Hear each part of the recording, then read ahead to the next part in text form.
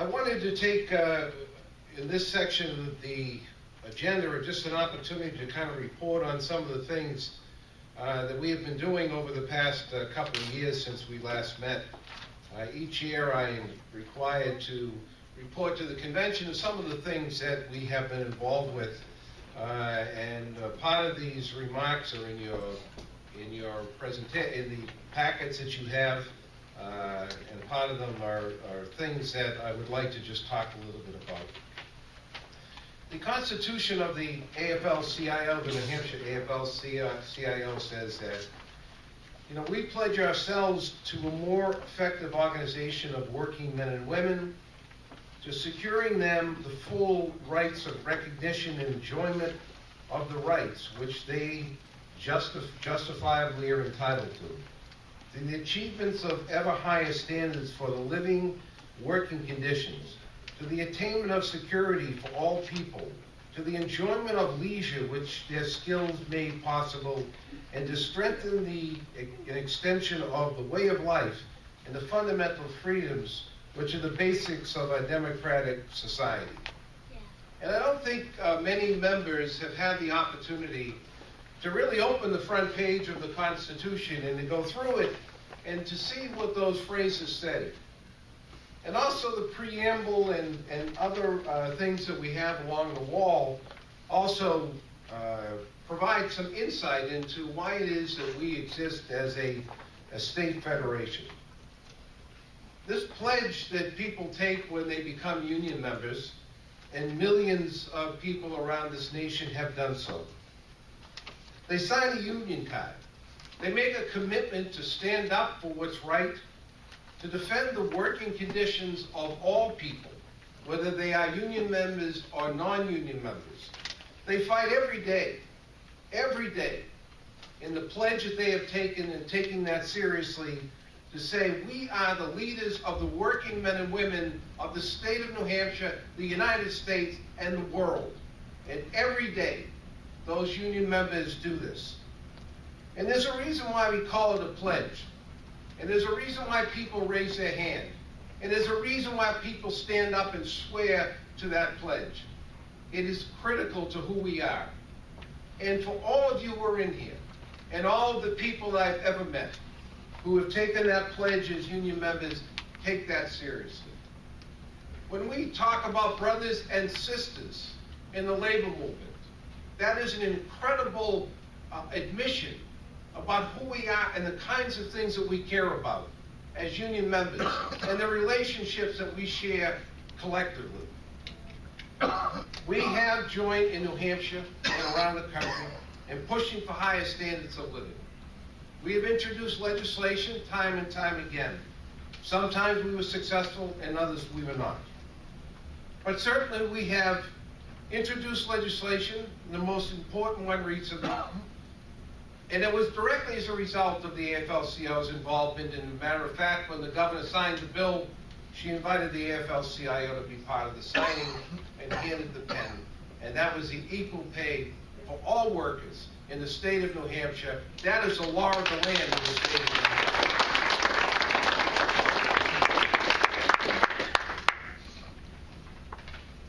And you heard Tom Bucco, Representative Bucco, talk a little bit about right to work. All the years that we've been here, we fought right to work. For those of you, Bill Torello and others, my colleagues from labor who have been in this for a long time, we have fought right to work. The most critical challenge was in 2011, and everybody got behind the wagon. Everybody was pushing. Everybody was working.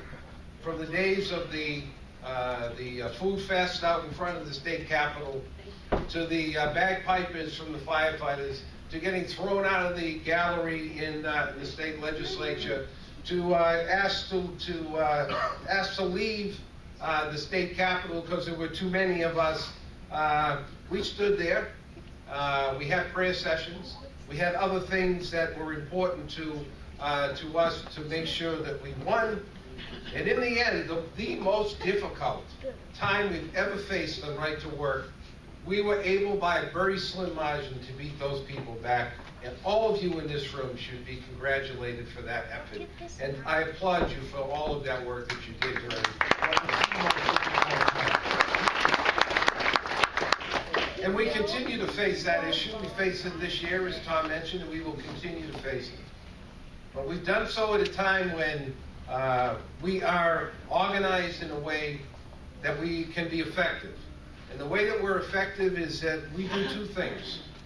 We make sure that our friends who are in politics in New Hampshire understand what we are asking for them, asking of them. When they put their signature on a survey that has been done by the Legislative Committee and others, and they get the endorsement of the AFL-CIO, they do so understanding that this is a relationship that we are developing, that we want to know where they stand on all of those issues, but more importantly, we want to know, will they be with us when it comes down to it, and more importantly, in the end, we keep track of every vote. Every vote that they take, we keep track of that, and we make sure that we hold those politicians accountable if they choose to ask for the endorsement of the AFL-CIO. And that is a critical piece for our legislative program. And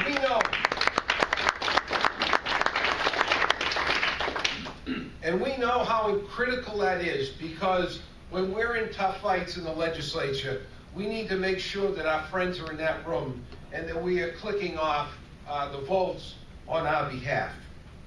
But also, let me say this, that when we made the endorsement of those candidates, and our brothers from IBW here, we asked all of those candidates to stand up for working men and women.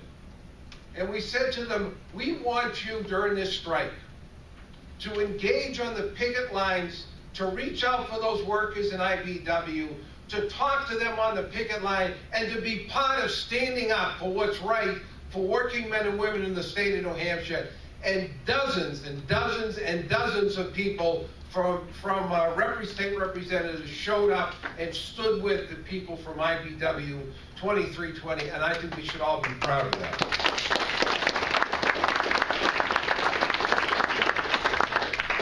Now, there is no doubt that that strike was probably one of the most difficult that 2320 has seen. And I've been part of a number of those efforts over the years, and I've watched those members of that local union defend their rights as working men and women for weeks and months on end.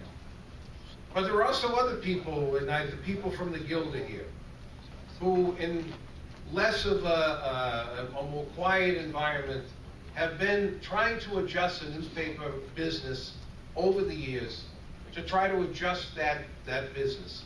And they went for months without a collective bargaining agreement. And they were nailed with an 18% reduction in their pay. And through all of that, they said, we're going to do the very best we can in an industry that is changing to stand up for what we believe is right and do the best job that we can do for the members that we represent. And they have been successful in signing a collective bargaining agreement for their members, and we should also applaud the Guild for all of that.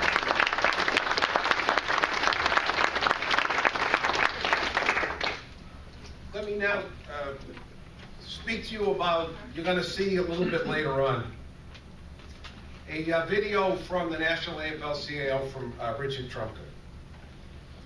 The path of New Hampshire AFL-CIO is not all that different from that of unions all throughout the country that belong to the AFL-CIO. In Los Angeles in April, Richard Trumka reached out to the delegates there, and I was there representing you. And he said, we can't keep going the way we're going as a labor movement. If something doesn't change, if we don't look for new ways to bring people to this fight, if we don't decide that we need to figure out innovative ways to expand the base of who we are, then the labor movement as we know it will not exist in the years to come. He sent a clear message throughout the labor movement. And the message was that open your eyes, redesign your unions, figure out new ways to connect. And one of the things that we're going to do here today is to go over a plan that this Executive Council has put together.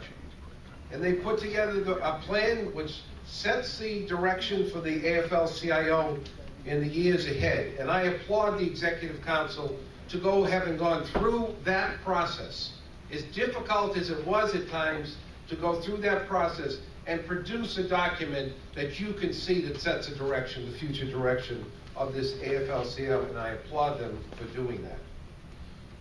And also, I think that part of what that process told us is that the AFL-CIO in New Hampshire has to expand as well. This past, when we had new leadership in the SEIU local union, the new Rich Guller has been elected as president. Shortly after Rich was elected as president, I met with Rich Guller. Him and I sat down and we talked about the reaffiliation of the SEIU Local 1984. Rich and I continue to be in touch. There has been a committee appointed internally within SEIU that is currently undergoing the review of the policies and how they could come back into the AFL-CIO. And John Amaral, the former executive vice president of this organization, is leading that effort. And I have been in touch with John as of just a few days ago. And we are hopeful that we will move forward with that new direction, with that union. And finally, let me just run over a couple of things that have been difficult, again, within the context of this past year. We had to make some really tough decisions about how we allocate the resources of the state federation. We had to make some tough choices about staffing within the organization. We had to look at how we do the work that we do. And I can tell you that these have been difficult decisions. They have been bumpy. I think that the state federation is going to need additional resources in time to come. But I don't think we're going to be able to achieve that through per capita tax increases. I have raised more than $300,000 for the AFL-CIO, the New Hampshire AFL-CIO, through 2 solidarity grants over the past couple of years. In addition, I was able to raise some near $50,000, and maybe a little bit less than that, for political contributions for the AFL-CIO. I can also tell you that recently we've been given a grant by the New Hampshire Charitable Foundation for the express purpose of redesigning the message for the AFL-CIO in New Hampshire that will more relate to who we are and what we stand for in the state federation. I'm really excited about that opportunity to do that. And finally, internally within our office, we did things that to streamline the office, to buy new equipment, to find more efficient ways to do things. And one of the things that we certainly did during the election cycle was to buy the kinds of equipment that in 20 minutes we could have a phone tree up and running in your local union, providing you the computers that you need and the phones that you need to do a phone bank, regardless of where it is in your country, in the state of New Hampshire. So I think we tried to do the best we can to address the concerns. I think we have challenges in front of us that are big challenges. But I think we also have to figure out how it is that we complete the message that Richard Trumper gave to us, the charge that he gave to us. As the senator said, people are hungry for what we have. People want more than ever to know that they're going to go to work, they're going to work in a safe place, they're going to be compensated for what it is that the work that they do, that they want to make sure that they are secure in the business and the job that they're in. And the idea that today those guarantees never happen in most workplaces today is a shame. And it's something that Bernie Sanders will talk about. It's something that each one of us has to talk about. And it's something that the national conversation has to spin on and that is to raise the wages for all working men and women in the state of New Hampshire and around this country. We can take nothing less than that. And to that end, we will host, and you will hear about it, the National AFL-CIO will be in the state of New Hampshire in September. And we will host one of 4 national forums in the presidential stage, one of 4 national forums focused on raising wages in the state of New Hampshire and around the country. We will commingle that message in every political campaign that we have for the presidency of the United States, and we will make sure that they don't leave New Hampshire without understanding very clearly what we are asking of them. Excuse me. So that is an exciting thing to look forward to, and again, you will hear more about that in the end. And finally, brothers and sisters, let me finish by saying this, which is what Judge Meany said some years ago.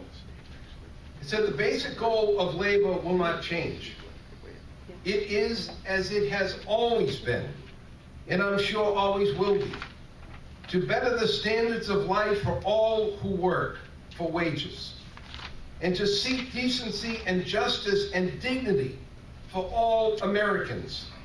And finally, he said, labor never quits, labor never gives up, no matter how tough the odds, no matter how long it takes. We will, as the IBW and the CWA said, be there one day longer. Thank you very much.